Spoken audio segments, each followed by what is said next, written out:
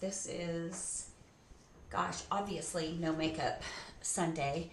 Um, I just wanted to check in. I've gotten some comments and questions about like handling difficult behaviors, which just always seems to be something that early childhood teachers kind of have to deal with in a different way than regular classroom teachers do. We don't seem to have the support um, just like readily available to us.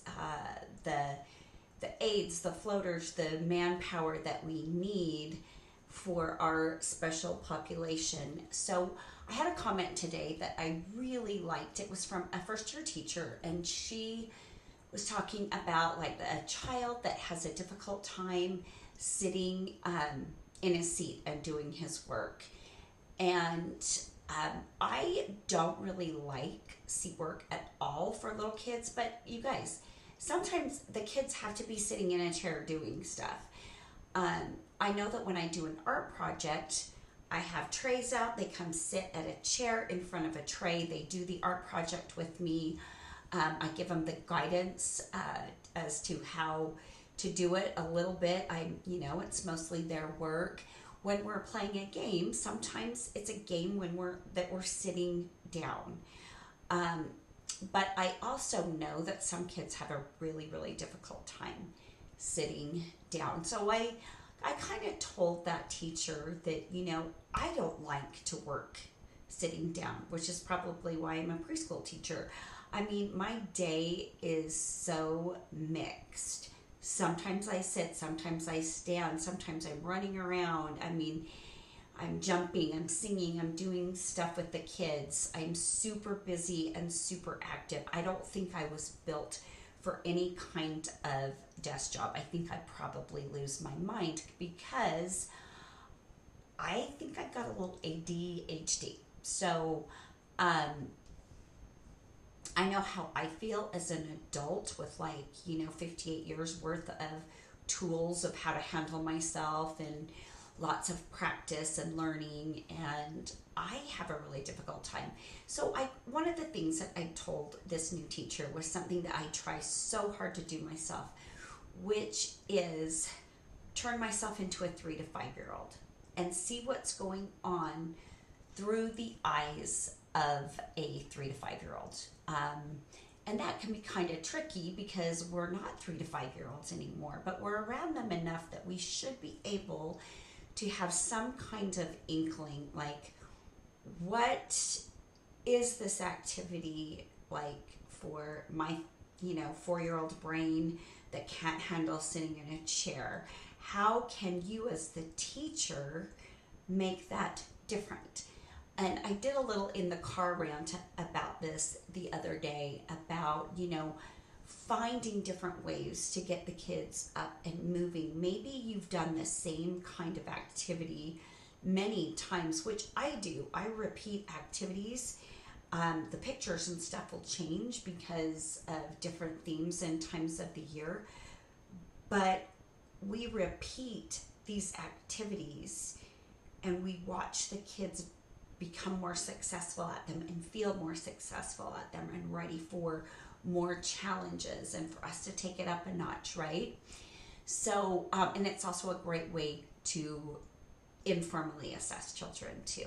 So, I mean, formal assessments are very, awkward and clunky, and they're not the way we normally do things. So it's a great way, if you're doing the same activity, take notes the first time you do it, take notes the second, third, fourth, whatever, just to say, wow, look at this improvement from this time to the last. But I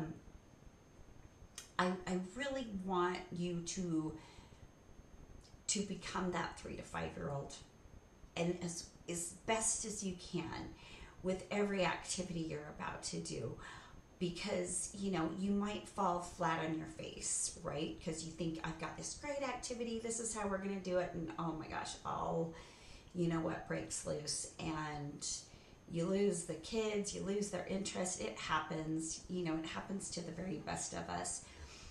But with those kids that don't really want to do the teacher things, they want to stay and play, what you have to do is find a way to make the teacher stuff just as playful and just as fun. I do like a little hiding under number cards game, and the kids absolutely love it. I mean, I could do that every week and they wouldn't get sick of it, they wouldn't mind. I try to break it out maybe only once a month. And really, that's only 9 times in a year, and they're being exposed to, having to remember the names of numbers and things. So, one thing I want you to think about for those kids who really struggle, can you bring part of the free play center to the table with them? Like sometimes they don't want to leave because they're super attached to a certain toy.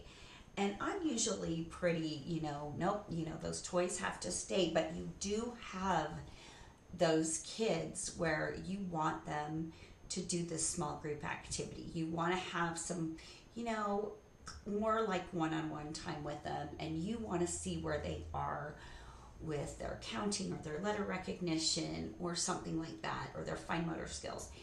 So I always think of it this way: how can I get what I want and not create a power struggle with the child? So if that means, hey, well, your little, firefighter friend, we had this past week, we had little firefighters and fire trucks over at our block table. I said, why don't you bring your little, firefighter and fire truck over to my table, and your little firefighter friend can sit in his fire truck and just watch you do this activity. And then everything changed, and it was like, yeah, let's go. I'm happy to do that. It just takes seeing like, okay, how can I get what I want without a power struggle? And how can the child have a little bit of what they want too? Because it does have to be a compromise. These are, new people who, they just don't know how to, break away from something that they're attached to or that they're really enjoying doing. So that's one thing that I've done that is really, really effective. I also will just say, oh, you're my last one, and or I do this, I'll give you one more minute. And then if they say no when I come back, I'll say, oh, but I gave you a minute and the minute's up, so now it's time because I really want you to do this. I know you'll have fun. And that's, just another way that I do it. So we're both getting a little bit of what we want. And I love answering questions from new teachers because, we just get in our boxes, don't we? Of like, this is how this is supposed to be done. But I just want you to 100% get out of the teacher box, put yourself in the kid box, and go, okay, this would be more fun.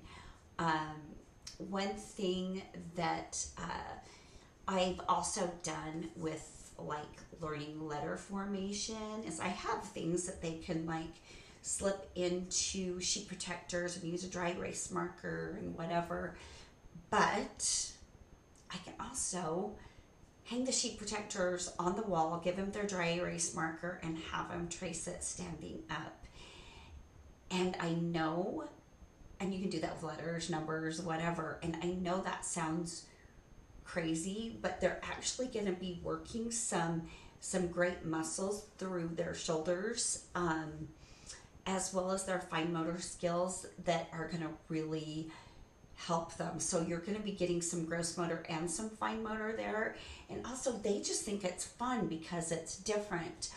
Or tape paper underneath a table and have them practice like a super simple letter, like the letter X, or get butcher paper and tape it under a table and let them color, or, really get yourself way outside the teacher box.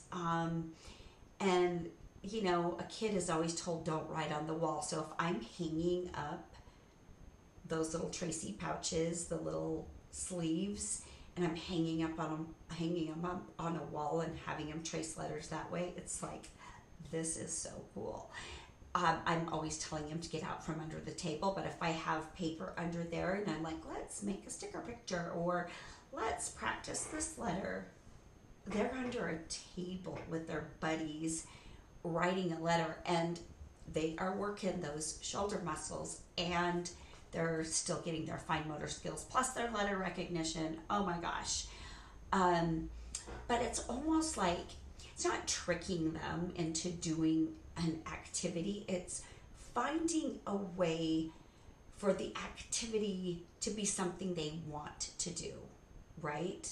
So I've given you a few examples. Oh my gosh, there was one day where I just got this wild hair. I'm like, I need to do something different. These kids, I had like these little animal measure mats with Unifix cubes, and I'm like, these are fine.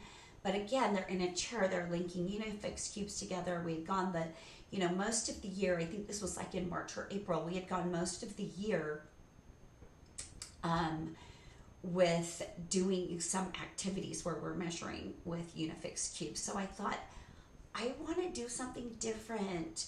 So we were on African and zoo animals that week. So I decided to look up how tall a giraffe really is.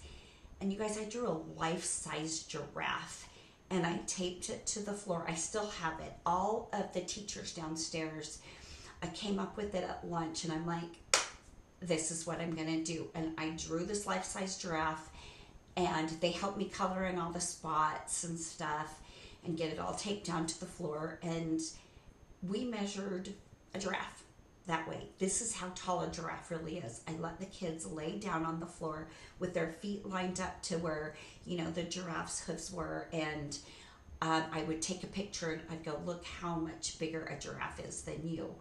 I have this great alphabet idea that I'm going to do for Apples Week.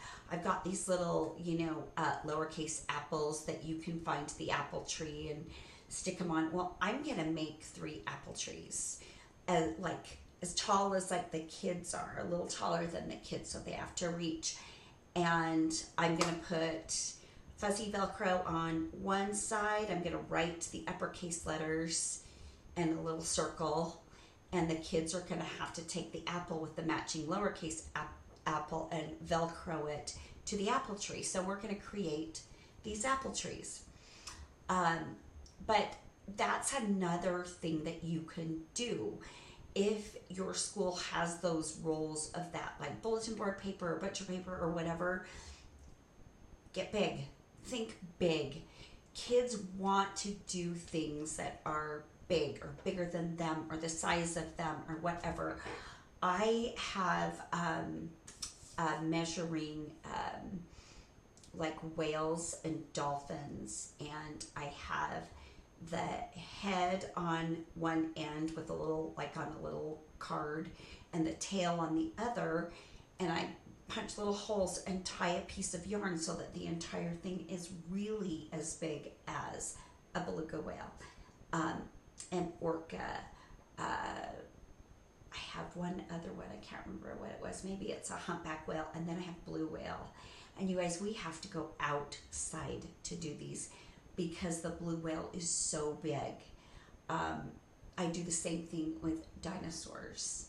How tall the dinosaur is. How tall is that brontosaurus or brachiosaurus? They're so tall. And I can say it's as big as a school bus, but to a preschooler, what's that going to mean? They want to see how big it is. So think about things like that, like the curiosity of that 3 to 5-year-old. What do they want to know? What can you bring to life for them as close as you can? And like all of those things that I've just talked about, also you couldn't do in a chair, right? So try to limit bums in seats.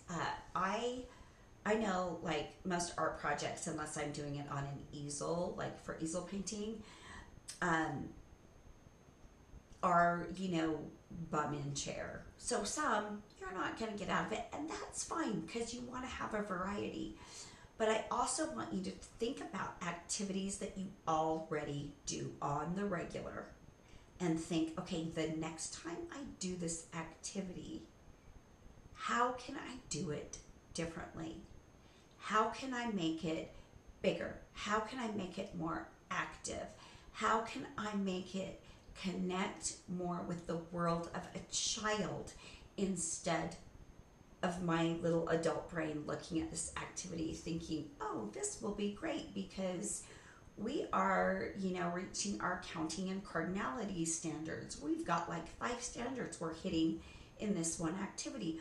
Well, great. But if the kids don't want to do it, are they really going to be getting the information that you need and learning the skills you need them to learn?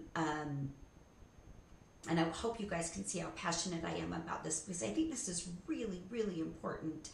Because especially when I first started out, like all those strip puzzles where it's like a picture and then they cut it in 10 strips, 0 through 10, and you line them up and you put them in number order and it makes a picture. Oh my gosh, my kids hate those. Those are not fun. Those pieces are not fun. I will not do that. I tried it 2 times. The first time it was a bomb, and I tried it the second time. I tried to just approach it a little bit differently. Bomb. No, they do not like that. Instead, make a gigantic, number puzzle or something where they've got to go 1, 2, 3, where each piece of this puzzle is as big as an entire sheet of paper. So if you're going to 20, you can create such a long thing that is amazing, But yeah, you are going to teach the kids so much more. Your day's going to be so much more fun for you and for them. And I guarantee you guys, they will love school. They will love coming to class every day. They will be excited for the things that you do. I also, sometimes if I start an activity and the kids start playing with like the Unifix cubes or whatever I was using with the activity in a different way than I intended, but they're all enjoying it, I'm like, heck yeah, that looks more fun than the activity I had planned. Let's do this. What can I teach them while they do this? Have we created any patterns by accident? Or, just, you guys, you just gotta like dig deep and you can figure it out. And so I challenge you for the next month, see what you can come up with. See what you can do in a way that gets the kids like coming over every 5 minutes. Is it my turn yet? Is it my turn yet? Is it my turn yet? As annoying as that is, other kids are seeing this thing happen and they are wanting to do it too. That's why 3 Little Pigs week, we always acted out. I got pig snouts off Amazon and a little wolf mask, and I created a brick house, a straw house, and a stick house out of just big cardboard boxes. Brick house is really on its last leg. It's been used for over 10 years, but I'm making the story come alive and be more relevant to the kids by doing something bigger that they can participate in. So I'm going to leave it at that, but it also, you guys, will help with behavior problems. I promise. The more engaged the kids are, the better luck you're going to have. Sometimes behavior problems come out of kids not wanting to do a certain activity or out of boredom. And there are times when you have to ask yourself, is my class just boring? And I try to mix in an activity that I think might be a little on the boring side with like 1 other or 2 other activities that I know the kids are going to be like, I can't wait to go and do that center, because it almost makes the boring center more fun because everything else is just supercharged with positive energy. So it's great how it works. So also, if there's a fun thing that you do, I of course want to know, because I always want to know what you guys do. Um, because this job is a really hard job, but it is always made better when we collaborate and when we are all learning from each other. Because you guys, from someone who's on their 10th day of teaching to someone who's in their 30th year, we all have really amazing ideas and so much to offer each other. So make sure that you're sharing these awesome ideas you're coming up with your fellow teachers if they're interested. I know sometimes people are so set in their ways they're not interested. I, for one, am always looking for, how can I make this better? How can I make this more fun? So share, share, share. Share with me. I always want to know new things. But thanks so much for watching, and good luck. Just make your classroom more engaging and playful.